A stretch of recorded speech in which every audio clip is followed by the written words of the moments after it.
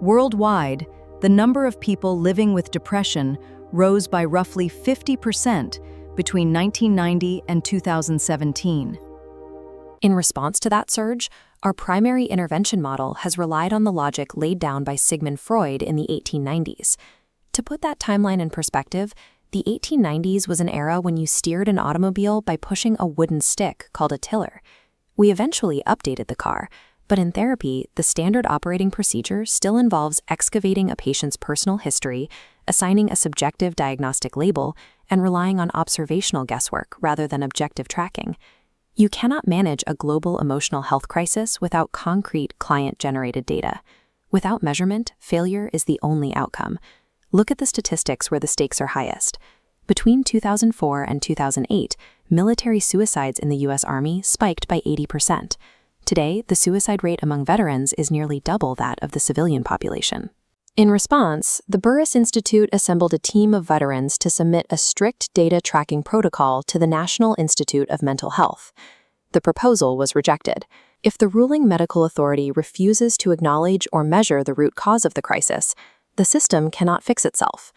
A completely independent, data-driven framework has to take its place. That evidence-based alternative is detailed in the third edition of Subconscious Restructuring by Dr. Kelly Burris. This diagram represents the 17 psychometrics tracked at every client session since 1990. Using this data, the protocol organizes emotional repair into a 7-step progression, giving clients tools to manually overwrite subconscious processes that null out her work. What makes the protocol work is what it deliberately removes. There are no psychiatric labels assigned, no medications prescribed, and no digging through past trauma. Emotional dysfunction is treated not as a lifelong identity, but as a mechanical software error. And like any software error, you can be taught how to rewrite the code. But software relies on hardware. Step 6 introduces the biological reality of the gut, an organ lined with roughly 500 million neurons. This animation shows the mechanism.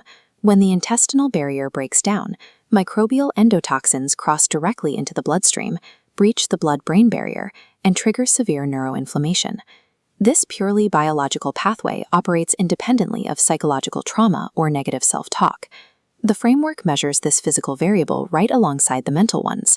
By using the Burris Gut Health Checklist, practitioners track physiological normal ranges to ensure the physical hardware is capable of supporting a healthy emotional state. Any system that attempts to treat severe depression through cognitive talk therapy alone will struggle if it ignores the biological hardware actively sustaining the illness. Since 2001, this framework has operated as a certification program utilized by top-tier medical and tactical professionals. Dr. Burris has trained a diverse roster of specialists to administer this protocol: clinical psychiatrists, corporate HR directors, Army Rangers, and Marine fighter pilots.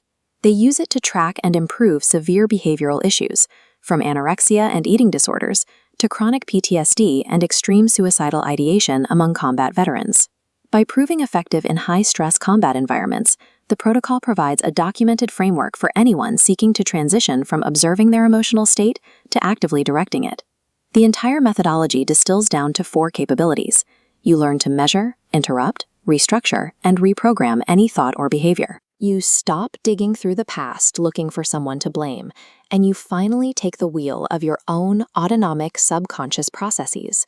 The roadmap for that process is the third edition of Subconscious Restructuring by Dr. Kelly Burris, available now on Amazon.